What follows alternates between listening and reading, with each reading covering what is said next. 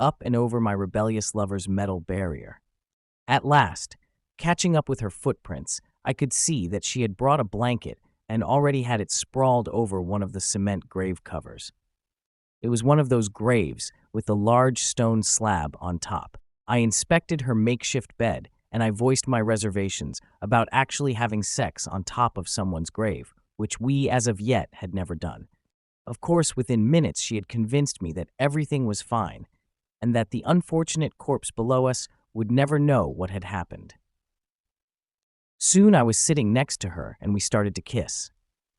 How I longed for her kiss. How I longed for what would follow. One translation of the name Deidre means longing. Deidre simultaneously grabbed my hair and my crotch and probed my mouth with her smooth, slithery tongue. Looking at her tongue, you would think that she was Gene Simmons' sister. I loved it, and I loved her, and she always used it against me, and I always acquiesced to her whims, no matter how selfish or outlandish. You see, Deidre was in control at every second, and I finally had come to terms with the sheer fact that I was indeed her boy slave. If I had money and she wanted something, I had to buy it for her. If I was broke and she wanted something, she would make me steal it for her. If some dude disrespected her, I would be made to fight for her honor.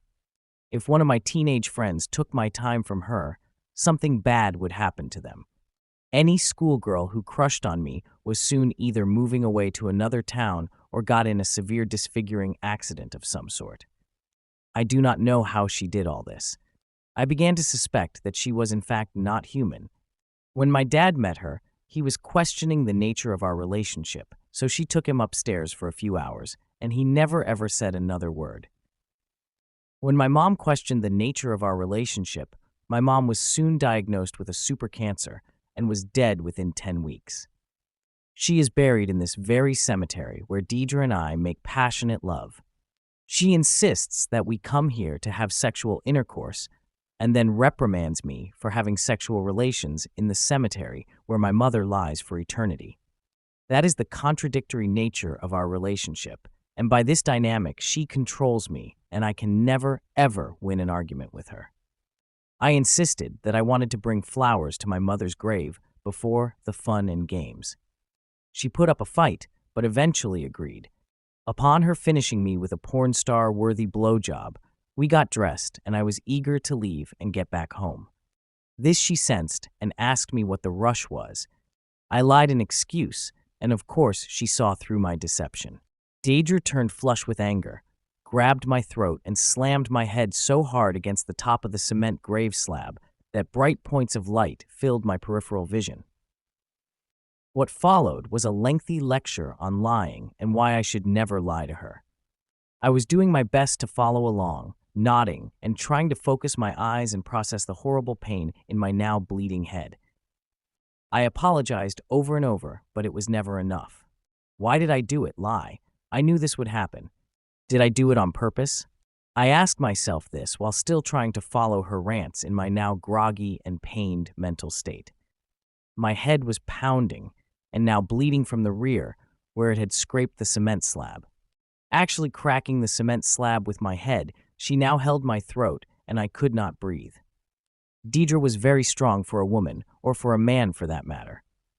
I once saw her beat this huge biker to a bloody pulp right in front of all his biker buddies until the poor dude was unconscious. No help from his leather-clad cronies as they all got on their chrome horses and hightailed it out of there as fast as humanly possible. So why did I lie? The events that happened next terrified me beyond sanity. Deidre stood up and looked down upon me with such an evil smirk that to this day I cannot unsee it. Her countenance was cool and calculated. Her eyes were confident. Her body was tensing and releasing. Her breathing was heavy and excited, and then she said in a surly and resentful tone, "Well, that's it then. I am breaking up with you." Those horrible words cut through all the physical pain and throbbing in my swollen head, and tears filled my eyes quickly, and I was temporarily blinded. I pleaded my case to her like an inmate on death row. "No, I am sorry. Please, Deidre, I am sorry I lied. I won't ever do it again," I cried. "Finish the apology. I could not, as she sat on my hips as if she were straddling to have sexual intercourse with me. I was not so lucky. Deidre then raised both her fists up over her head. I was sure she was going to double-clock my face. Instead, her small yet extremely powerful fists slammed down on either side of my head, and the vibrational force shot like a hammer through my already bleeding skull. What happened next, I was not expecting and would change my life forever. The force of her powerful fists not only confirmed my suspicion that she was in fact not human, but also compromised the integrity of the cement grave cover, such that after a moment, a crack broke the silence of the graveyard. She immediately repeated the action, this time destroying the 600-pound slab, and we both plummeted into the now open grave. The cement slab crumbled all around us into small pieces. I was on the bottom, and Deidre sat atop me, as if we had not been lowered 6 feet into the grave, as if we had not even moved. The casket below broke our fall. I would have laughed had I not been so petrified by the sheer strength of her fists and arms. Deidre gazed down at me and laughed for a few moments, then asked me if I wanted to get fucked at the bottom of this grave. I dared not say no. Now she was raping me at the bottom of someone's grave on top of their casket. Already horrified by the current situation, but then exacerbated by what followed. Deidre's skin then started to rot at an accelerated rate. First, her skin started peeling back and flaking off until muscle showed in various places. Her eyes were bulging, and her teeth shone through like a corpse's teeth after several months of rotting. Chunks of her now rotting flesh were falling onto my face and body, and the stench of death accompanied the horrible sight I now beheld. She ripped off her clothes to reveal more of her now decrepit body. She ripped off my clothes so I could feel her disgusting dying flesh.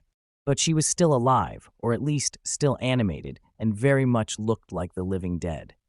Now I was screaming in absolute horror as her corpse-like body raped me with no mercy at the bottom of this unfilled grave. I could not move or fight her at all. She had me pinned as she continued having sexual intercourse with me and laughing. She started revealing bones and other human organs that I never wanted to see or feel this close up or at all. I couldn't breathe, and I was becoming nauseated and dizzy from her relentless torture. She leaned down to kiss me with her now rotten lips and mouth, her teeth and rotting tongue probing my horrified mouth. I started vomiting, and when there was nothing left to vomit, I dry-heaved so hard blood was spewing from my lungs. I tried to close my eyes, but when I did, she would cause such pain in me that I was forced to open them and view her decomposed face as it changed and contorted into the most horrific monsters I had ever seen and never even imagined. Apparently tired of forcing my eyes open, Deidre then took her sharp fingernails and swiftly cut my eyelids completely off so I would have no choice but to view my continued punishment. Screaming was all I could manage now, as her rotted body now began melting, starting with her face, moving to her shoulders, then chest, hips, and legs. I now was floating in a bath of liquid rotting flesh and blood mixed with bones and organs and mud. I gasped for air as she tried to suffocate me with her now vicious body. Then suddenly she resolidified and was sitting on top of me again. Now she looked alive and normal again. She asked if I had had enough yet. I simply nodded because I was rendered speechless from the horror I had just experienced. She then informed me that she was just getting warmed up and promised that my torture would last all night long. She kept her promise. I was certain that she had brought me straight to hell. She tortured me all night at the bottom of that damp, dank, and dirty grave in ways I had never dreamed a person could be tortured. When she finally left me, I was in such shock that I could not talk or move. Finally, I woke at the bottom of the grave at sunup. Deidre was gone, and I was a mess of cut-up flesh and broken bones and dirt and blood. Lucky for me, the cemetery caretaker found me early in the morning upon starting his shift. He presumed that I was a grave robber who fell into this grave by accident. The police, a fire truck, and an ambulance came to remove me from the apparent crime scene. My permanent residence is now on the 5th floor at Burbank Psychiatric Hospital. I wear a corrective jacket so as to not harm myself or others, and I now must eat all my food through a straw. Still, I long for my beloved Deidre. I wonder when she will appear to love me and hurt me again, and I cannot wait. I fantasize about it every night here in my padded cell. Love can be beautiful. Love can be horrible. Love is heaven. Love is hell. The nurse came to serve tonight's liquid dinner. I think it is chicken. She told me that there was a new intern starting tomorrow morning. She said she couldn't remember her name, but thought that it started with a D.